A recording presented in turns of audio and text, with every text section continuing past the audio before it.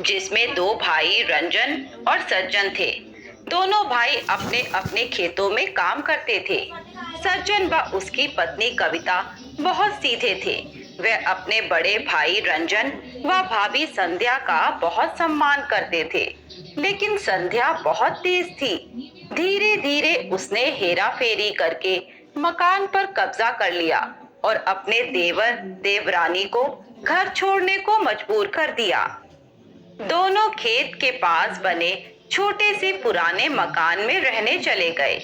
सज्जन व उसकी पत्नी माँ वैष्णो देवी की पूजा करते थे। कुछ दिन बाद सज्जन की तबीयत अचानक खराब हो गई। तेज बुखार काफी दिनों तक चलता रहा, जिस कारण वह खेत पर काम करने नहीं जा पा रहा था। घर में काफी तंगी रहने लगी। एक दिन कविता ने अपनी जेठानी संध्या से बात की। तब उसने कहा, तुम मेरे घर का सारा काम किया करो, बदले में अनाज व कुछ पैसे तुम्हें दे दूंगी। कविता वहां काम करने जाने लगी। इसी बीच गांव के वैद्य जी ने बताया कि सज्जन को तपेदिक की बीमारी हो गई है, जिसका इलाज लंबा चलेगा। कविता को काफी चिंता होने लगी।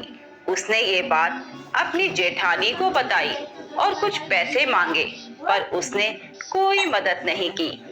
कविता जैसे तैसे अपने पति का इलाज कराने लगी। इसी बीच नवरात्रि का पर्व आया। कविता ने भी अपने घर में माता की चौकी रखी। वह शुरू से ही पूरे 9 दिन के व्रत करती आ रही थी। इस बार भी उसने नवरात्रि के व्रत रखे।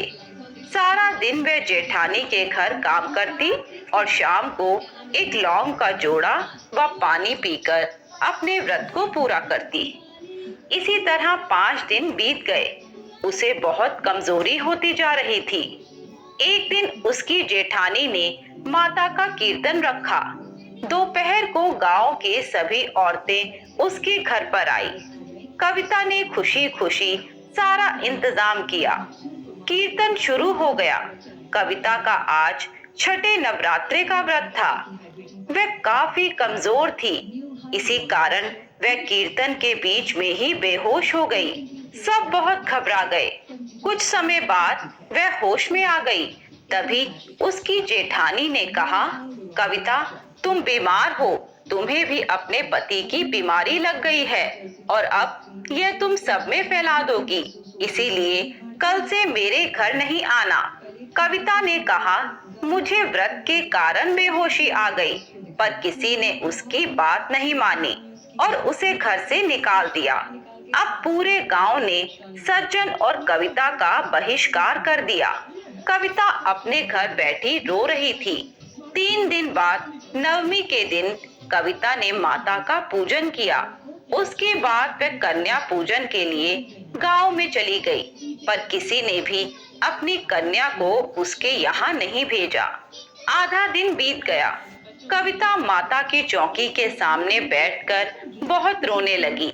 वह बोली, हे माँ वैष्णो, क्या इस बार मेरा व्रत अधूरा रह जाएगा? एक तो वैसे भी घर में कुछ नहीं है, आपका भोग भी सूखी रोटी से लगा रही हूँ, और अब कन्या भी नहीं आएगी तो मेरा व्रत पूरा कैसे होगा? मेरा व्रत पूरा कराओ माँ, नहीं तो मैं आपके सामने भूखी प्यासी अपने प्राण त्याग दूंगी। कविता की पुकार सुनकर माँ वैष्णो देवी बालिका रूप धरकर उसके आंगन में प्रकट हुई। साथ ही उन्होंने 9 देवियों का आह्वान किया। उनके आह्वान पर नैना देवी, माँ चामुंडा, माँ चिंतपूर्णी, माँ मनसा, माँ ज्वाला, माँ ब्रजेश्वरी, माँ कालिका और माँ शाकुंभरी 9 देवियां कन्या रूप में प्रकट हुई। उन्होंने कविता को आवाज दी और कहा, हम पास के गांव से आई हैं, हमें भोजन कराओ। कविता की खुशी का ठिकाना नहीं रहा। उसने कन्याओं का पूजन किया और उनके सामने पत्तल में सूखी रोटी और सब्जी रखी और कहा, हे माँ रूपी कन्याओं, आज मेरे पास यही भोजन है आपके भोग के लिए, मुझे क्षमा कीजिए। 9 कन्याओं ने जैसे ही हाथ आगे बढ़ाया, वह पत्तल सोने की थाली में बदल गई। सूखी रोटी सब्जी 56 प्रकार के भोजन में बदल गई। कविता रोने लगी। वह समझ गई माँ वैष्णो ने उसकी लाज रख ली। यह चमत्कार उन्होंने ही किया। कन्याओं ने भोजन किया और कहा, अब अपने पति को बुलाओ। कविता ने कहा, वह बहुत बीमार हैं, उठ भी नहीं सकते। इस पर 9 कन्याएं हंसने लगी। तभी सज्जन बिल्कुल ठीक होकर सामने आकर खड़ा हो गया। दोनों ने कन्याओं के पैर पकड़े। तभी 9 कन्याएं 9 देवियों के रूप में प्रकट हुई और कहा, आज तुम्हारे यहाँ स्वयं माता भोग लगाने आई है। अब यहाँ कभी किसी चीज की कमी नहीं रहेगी। तुम्हारे भंडार हमेशा भरे रहेंगे। यह कहकर 9 देवियां अंतर्ध्यान हो गई। उसी समय उनका पुराना घर सुंदर महल बन गया। गांव वाले यह देखकर उनके घर आए। दोनों से क्षमा मांगी। रंजन व संध्या ने भी माफी मांगी और इस प्रकार पूरा गांव माँ के गुणगान करने लगा।